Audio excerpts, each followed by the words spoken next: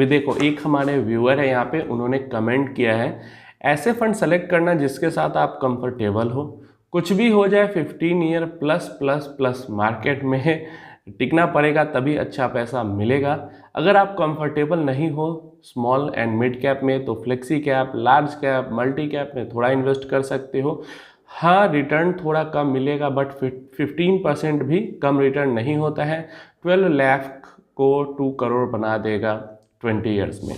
तो देखिए यही चीज़ मैं आपको समझाना चाहता हूँ, बट एक बात आप समझिए कि आप अगर प्रॉपर लार्ज कैप फंड में इन्वेस्ट करते हो तो 15% का रिटर्न मतलब 10 फंड में से एक फंड होगा जो कि 15% टच कर पाएगा लॉन्ग टर्म में, नहीं तो सब के रिटर्न कम ही मिलेंगे। इवन फ्लेक्सी कैप की भी अगर बात करते हैं तो 10 में से 1-2 फंड होंगे जो कि लॉन्ग टर्म में 15% का रिटर्न दे पाएंगे, नहीं तो ज़्यादातर फंड 15% से कम ही रिटर्न पाएंगे।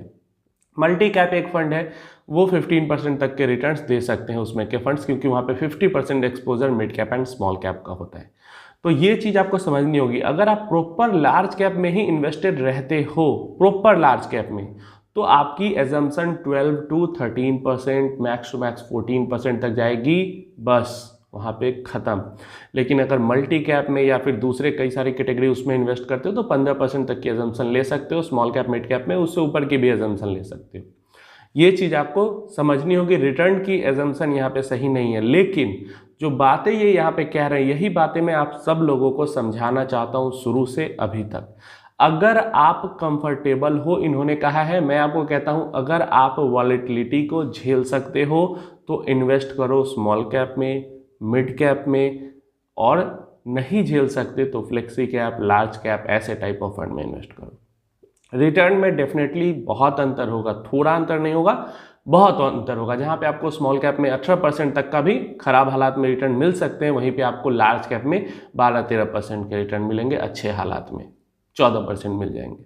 तो रिटर्न में अंतर होता है, लेकिन वही बात है कि अगर आपको डर लगता है, आप कंफर्टेबल नहीं हो, आप वॉलेटिलिटी के टाइम पे, मार्केट में गिरावट के टाइम पे, स्मॉल कैप में अगर ज़्यादा गिरावट होगी तो आप एग्जिट करके भाग जाओगे, तो ऐसी सिचुएशन में आप अपना नुकसान कर लोगे। उससे अच्छा आप थोड़ा कम ही रिटर्न जनरेट करो, आप लार्ज कैप में ही इन्वेस्टेड रहो। तो ये चीज़ अगर आप समझ लेते हो, आपको म्यूचुअल फंड्स के अंदर में वेल्थ क्रिएट करने से कोई नहीं रोक सकता। आप जितनी वॉलेटिलिटी हैंडल कर सकते हो, मतलब जितना आप वॉलेटिलिटी के साथ कंफर्टेबल हो, उसी कैटेगरी का म्यूचुअल फंड स्कीम सेलेक्ट करके इन्वेस्ट करो। सबसे ज़्यादा कम वॉलेटिलिटी लार्ज कैप में होगी, उससे ज़्यादा मिड कैप में, उससे ज़्यादा स्मॉल कैप में। आपको म्यूचुअल फंड स्कीम की होल्डिंग चेक कर लेनी है कि वो कितना % लार्ज कैप में इन्वेस्ट किया हुआ है, कितना % मिड कैप में, कितना % स्मॉल कैप में। अगर फ्लेक्सी कैप में इन्वेस्ट कर रहे हो, मल्टी कैप में इन्वेस्ट कर रहे हो, फोकस्ड फंड में इन्वेस्ट कर रहे हो, या डिफरेंट टाइप के और भी फंड्स होते हैं जहाँ पे छूट रहती है किसी भी मार्केट कैप में इन्वेस्ट करने के लिए, वहाँ पे इन्वेस्ट अगर करते हो तो आपको चेक कर लेना है कि लार्ज कैप में ज़्यादा है, मिड कैप में ज़्यादा है, या स्मॉल कैप में ज़्यादा है। और उधर नहीं इन्वेस्ट करते हो नॉर्मल, तो नॉर्मल आप mid cap, small cap, large cap fund को समझते ही हो। तो ये चीज़ें हैं, और इस चीज़ को आप समझ लो कि हमें फोकस्ड रहना है, अपनी कंफर्टेबिलिटी के अकॉर्डिंग हमें इन्वेस्टमेंट करना है। कई लोग होते हैं जो कि अपनी कंफर्ट जोन को चैलेंज भी करते हैं, वो इन्वेस्ट करते हैं स्मॉल कैप में, उनको डर लगता है, फिर भी इन्वेस्ट करते हैं और सक्सेसफुल भी होते हैं कई बारी। तो इस तरीके से भी आप इस चीज़ को देख सकते हो। एंड डेफिनेटली टाइम तो आपको देना पड़ेगा, मिनिमम भी तो 10 साल 12 साल दोगे, 15 साल दे दोगे, 20 साल दे दोगे। देखो टाइम जितना ज़्यादा, पैसा से ज़्यादा टाइम मायने रखता है म्यूचुअल फंड्स के अंदर में। टाइम जितना ज़्यादा दोगे उतना मल्टीफोल्ड ग्रोथ, मतलब स्टार्टिंग में मान लो आप 1 लाख रुपए जमा करने के लिए मेहनत कर रहे हो, एक ऐसा टाइम आएगा अगर आप समय दे देते हो, हर दिन आपका कॉर्पस 1 लाख रुपए से ग्रो होगा।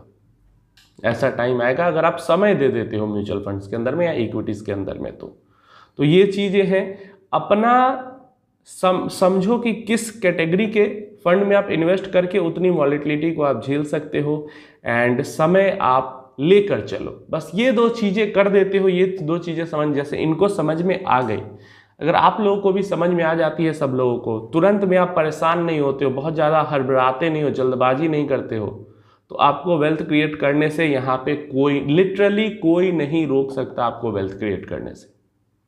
अगर आप इन चीज़ों को समझ लेते हो तो इनको समझो और इसी के अकॉर्डिंग डिसीजन